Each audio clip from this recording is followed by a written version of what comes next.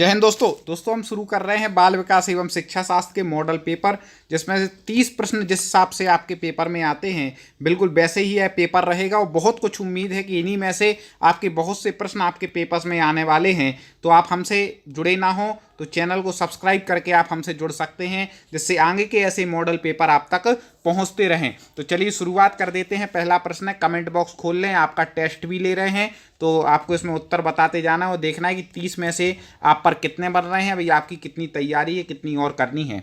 वह अवस्था जब बच्चा तार्किक रूप से वस्तुओं व घटनाओं के विषय में चिंतन प्रारंभ करता है, कौन सी अवस्था कहलाती है? ठीक है ना। तो वह कौन सी अवस्था है जब तार्किक रूप से वस्तु एवं घटनाओं के विषय में चिंतन प्रारंभ कर देता है बालक, तो वह कहलाती है मूर्त संक्रियात्मक अवस्था। कौन सी अवस्था है? मूर्त संक्रियात्मक अवस्था। आप लोग भी कमेंट में उत्तर देते जाएं, कमेंट बॉक्स खोल लें, फटाक से उत्तर देना है और 30 में से कितने बनते हैं आपको देखना है। मन का मानचित्रण संबंधित है। मन का मानचित्रण किससे संबंधित है? जल्दी बता दें, फटाक से कमेंट करें, कम समय में ज़्यादा पढ़ना है।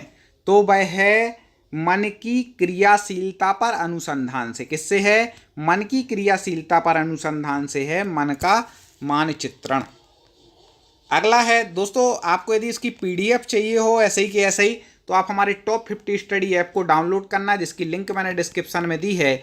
और क्लास के बारे में आपको डेली हम लाइव क्लास से पहले लिंक अपने टेलीग्राम चैनल में देते हैं। तो आप टॉप 50 स्टडी सर्च करें या डिस्क्रिप्शन में लिंक दिए, टेलीग्राम चैनल से जुड़ जाएं। और आप चैनल को आपने सब्सक्राइब तो कर ही लिया है, तो आगे के सारे वीडियो, सारी जानकारी आप तक निश्चित पहुँचेगी। देखिए अगला प्रश्न है, विशेष रूप से प्राथमिक स्तर पर विद्यार्थियों की सीखने संबंधी समस्याओं को संबोधित करने का सबसे बेहतर तरीका, मतलब प्राथमिक स्तर पर कोई व्यक्ति के सीखने में जो समस्या आ रही हैं उनको संबोधित करने का सबसे अच्छा क्या तरीका होगा?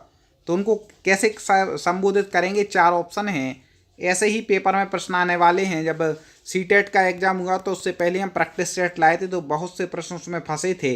अब आपके फिर से लिए लाए हैं, तो आपको तैयारी करनी है। अक्षमता के अनुरूप विभिन्न शिक्षण पद्धतियों का प्रयोग करना। ठीक है, जो उनमें अक्षमता है, जहाँ परेशानी आ रही है, तो उस संबंधी विभिन्न शिक्षण पद्धतियों का प्रयोग करना।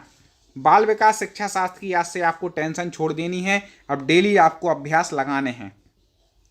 निम्न में से कौन सा बच्चे की सामाजिक मनोवैज्ञानिक आवश्यकताओं के साथ संबद्ध नहीं है?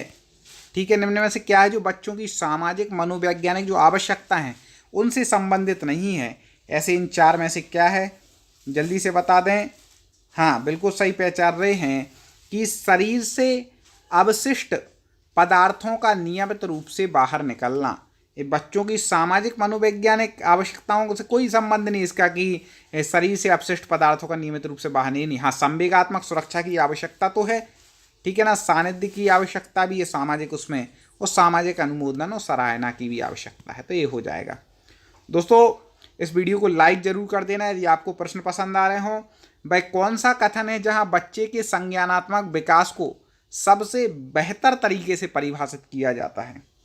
ठीक है ना। सबसे बेहतर तरीके से बच्चे के संज्ञानात्मक विकास को आप कहाँ पर परिभाषित कर सकते हैं? प्रश्न मैंने देखा कई बार पूछा गया है। वेरी IMP इसको लगा लेना तुरंत, बिल्कुल यहीं पर रट लीजिए। तो वह जो स्थान है वह कौन सा है जहाँ पर बच्चे के संज्ञानात्मक विकास को बेहतर तरीके से परिभाषित करते हैं? वह है विद्यालय एवं कक्षा पर्यावरण। ठीक है ना। अगला बहुत महत्वपूर्ण प्रश्न आ गया, बच्चे दुनिया के बारे में अपनी समझ का सृजन करते हैं, इसका श्रेय किसको जाता है? जल्दी बता दें। बच्चे दुनिया के बारे में अपनी समझ का सृजन करते हैं, किसने कहा? ये किसका इसको श्रेय जाता है इसके बारे में बताने का? तो यह जाता है, हाँ बिल्कुल सही, पियाजे महोदय को। किनको जाता है? पियाजे महोदय को, कि बच्चे दुनिया के बारे में अपनी समझ का सृजन करते हैं। शिक्षा के क्षेत्र में पाठचर्या शब्दावली किसकी ओर संकेत करती है? शिक्षा के क्षेत्र में पाठचर्या शब्दावली है किसकी ओर संकेत कर रही है? पाठचर्या शब्दावली के बारे में आपने पढ़ा होगा। ये अभ्यास है, आपको विस्तार से पढ़ना है तो हमारी प्लेलिस्ट है बाल विकास एवं शिक्षा शास्त्र कक्षाएं, उसमें कक्षाएं पढ़ाई गई हैं। ये अभ्यास हैं और ये आपके पेपर की तैयारी को मजबूत बनाने के लिए लाए गए हैं। तो इसका जो उत्तर आप सही पहचान रहे हैं, कमेंट में भी सही लिख रहे हैं कि विद्यालय का संपूर्ण कार्यक्रम जिसमें विद्यार्थी प्रतिदिन अनुभव प्राप्त करते हैं, वह क्या है, पाठचर्या की शब्दावली उस ओर संकेत कर रही है। निम्न में से किसने कहा, ऐसे प्रश्न कम से कम 2 आते हैं कथन वाले, कि शिशु अपने एवं अपने संसार के बारे में अधिकांश बातें खेल के माध्यम से सीखते हैं। किसने कहा था कि शिशु अपने और अपने संसार के बारे में अधिकांश बातें किससे सीख रहे हैं, खेल से सीख रहे हैं। तो ये कहा था, किसने कहा था, जल्दी बता दें। हाँ बिल्कुल सही, स्ट्रेंग महोदय ने कहा। किसने कहा, स्ट्रेंग महोदय ने कहा कि बच्चे अपने बारे में और संसार के बारे में खेल से ज़्यादा सीख रहे हैं। विकास कभी ना समाप्त होने वाली प्रक्रिया है, इसको तो भूल ही मत जाना, ठीक है ना, कई पेपरों में आती है। अब कोई बोले सर हर प्रश्न यहाँ पर एक एक ऐसा है कि पेपर में आने वाला, मिक्स है जैसे पूछे जाते हैं वैसे, ठीक है ना। 30 प्रश्न हैं, आप पे 25 बनने चाहिए, तब सिलेक्शन माना जाएगा। उससे ज़्यादा बन रहा है तो और अच्छी बात है, कम से कम 25 तो बनना चाहिए। तो वह कौन सा है कि विकास कभी न समाप्त होने वाली प्रक्रिया, निरंतरता का सिद्धांत, मतलब विकास क्या है, निरंतर चलने वाली प्रक्रिया है। निम्नलिखित में से किस अवस्था में बच्चे अपने समवयस्क समूह के सक्रिय सदस्य हो जाते हैं, किस अवस्था में हो जाते हैं समवयस्क रूप के सक्रिय सदस्य, कई बार पूछा गया है दोस्तों, चैनल से आप तो जुड़ ही गए होंगे। वह है कौन सी, किशोरावस्था, ठीक है ना, किशोरावस्था 12 से 18 वर्ष की। बच्चों के बौद्धिक विकास की 4 विशिष्ट अवस्थाओं की पहचान की गई है, ठीक है। बच्चों के बौद्धिक विकास की 4 विशिष्ट अवस्थाओं की पहचान किसने की है, अभी ऊपर पूछा भी गया था, इससे संबंधित पहला प्रश्न, मूर्त, संक्रियात्मक अवस्था इत्यादि जो 4 अवस्थाएं बताई वे बताई पियाजे द्वारा, ठीक है ना। पियाजे महोदय ने बौद्धिक विकास की 4 विशिष्ट अवस्थाएं हैं। वह स्तर जिसमें बच्चे किसी वस्तु या घटना के बारे में तार्किक रूप से सोचना शुरू कर देते हैं कहा जाता है, वह अभी ये सा रिपीट हो गया, मूर्त संक्रियात्मक अवस्था या मूर्त क्रियात्मक अवस्था। विद्यार्थियों को विद्यालय में खेलना क्यों उचित है, विद्यालय तो भाई पढ़ने के लिए जाते हैं, लेकिन खेलना क्यों उचित है, खेलना भी क्यों जरूरी बताया, जल्दी बता दीजिए आप क्या लगाएंगे। क्योंकि बाल विकास के जो अधिकतर प्रश्न होंगे वह आपकी समझ पर आधारित होंगे, आपने जो बीएड डीएड में पढ़ा है उसके ऊपर आधारित होंगे, जो भी आपने किया हो बीएड डीएड या जो भी आपके जिस राज्य में होता हो तो उस पर आधारित होगा। तो वह कौन सी है, यह कैसा है, खेल क्या करता है, यह सहयोग एवं शारीरिक संतुलन का विकास करेगा। खेल सहयोग का भी, एक दूसरे का सहयोग कैसे करना और शारीरिक संतुलन भी बना रहेगा। परिवार एक साधन है, किसका साधन है, कौन सी शिक्षा का साधन है, परिवार से भी शिक्षा मिलती है। तो परिवार किस शिक्षा का साधन है, तो परिवार को कहा गया है अनौपचारिक शिक्षा का साधन, ठीक है ना। अनौपचारिक शिक्षा का साधन किसको कहा गया है, परिवार को।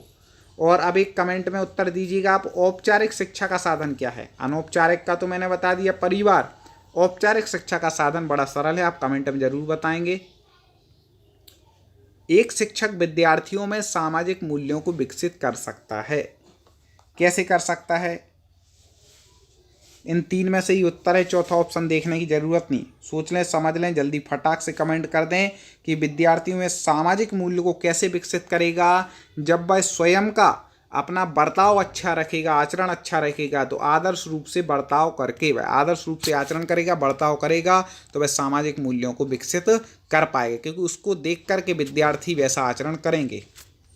एक शिक्षक के लिए सबसे महत्वपूर्ण क्या है, इस टाइप के कम से कम 10 प्रश्न आएंगे आपकी समझ संबंधी, उसका लेवल अलग अलग हो सकता है, भाषा अलग अलग हो सकती है, लेकिन समझ आपकी देखेंगे कि आप उस टाइम क्या करेंगे, ऐसे प्रश्न आते हैं बाल विकास शिक्षा शास्त्र में।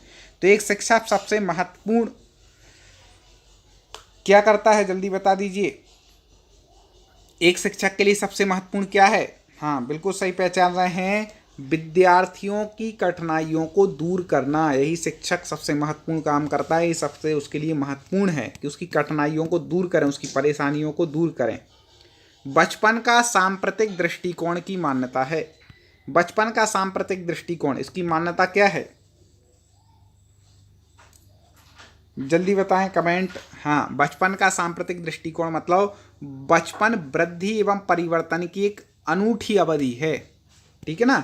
इसमें वृद्धि भी होती है और परिवर्तन भी होता है बचपन में। तो ये क्या है, एक अनूठी अवधि है, अवधि मतलब समय है एक अनूठा उसका।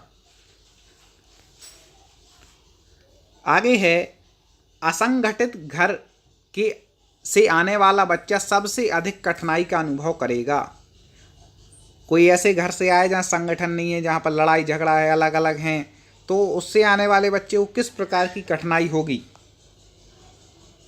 हाँ, उसको होगी स्वतंत्र अध्ययन में कठिनाई होगी, क्योंकि वो पढ़ ही नहीं पाएगा स्वतंत्र अध्ययन में। ठीक है।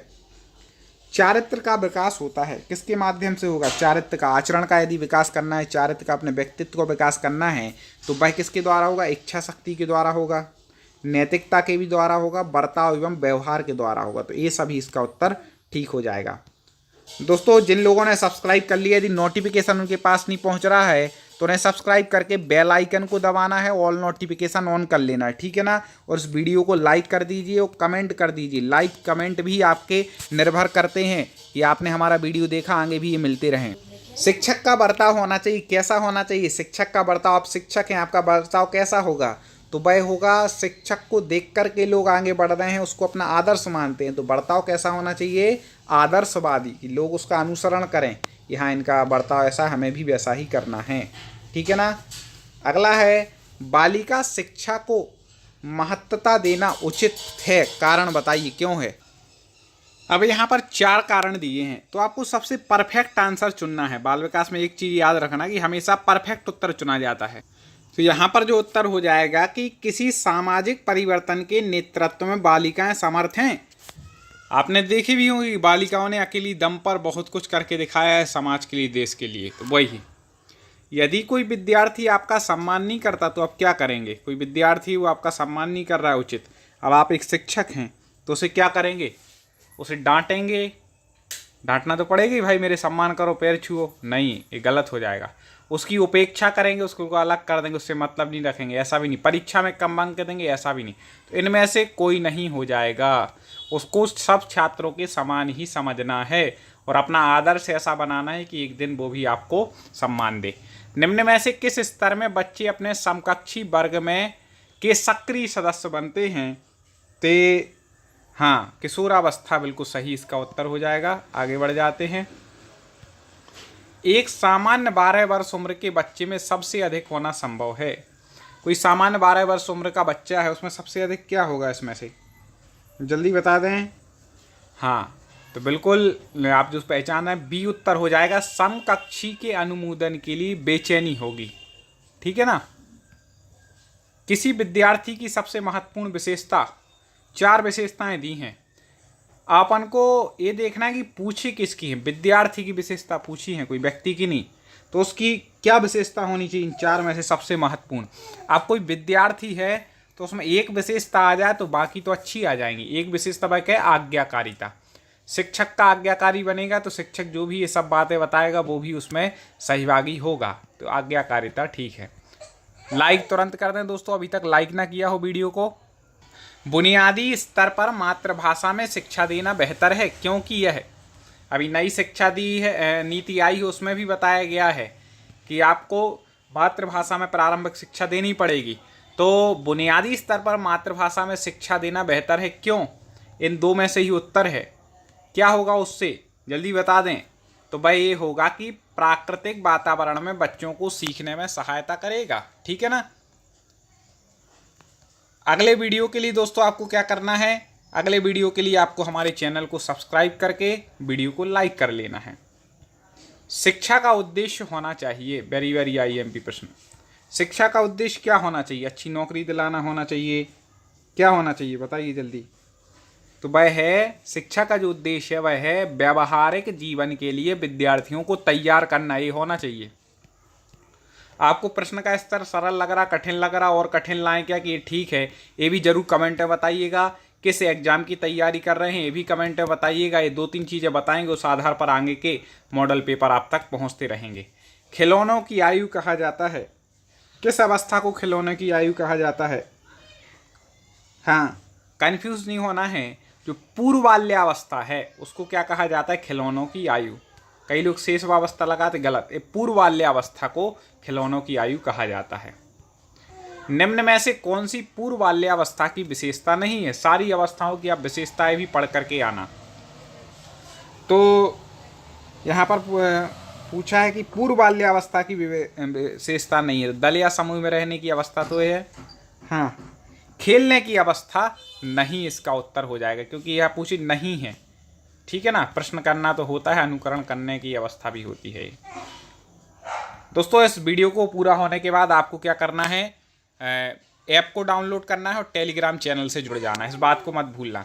उत्तर बाल्यावस्था में बालक भौतिक वस्तुओं के किस आवश्यक तत्व में परिवर्तन समझने लगते हैं? किस भौतिक वस्तुओं के आवश्यक तत्व में परिवर्तन समझने लगेंगे? उत्तर बाल्यावस्था में पूछा है। सब प्रकार की अवस्थाएं पढ़नी है, तो वह जो परिवर्तन समझेंगे वह समझेंगे द्रव्यमान और संख्या में। किसमें? द्रव्यमान और संख्या में। अगले वीडियो के लिए सब्सक्राइब कर लें। प्ले लिस्ट आपको मिल रही है, तो आप जिस एग्जाम की तैयारी करें उसके लिए प्ले लिस्ट पर क्लिक करें, या टॉप 50 स्टडी सर्च करके सीधे भी आप हमारे हर सब्जेक्ट के वीडियो आपके शिक्षक भर्ती के देख सकते हैं, सफलता प्राप्त कर सकते हैं। ऐप को डाउनलोड करें, टेलीग्राम चैनल से जुड़े। अगले वीडियो मुलाकात करेंगे। जय हिंद।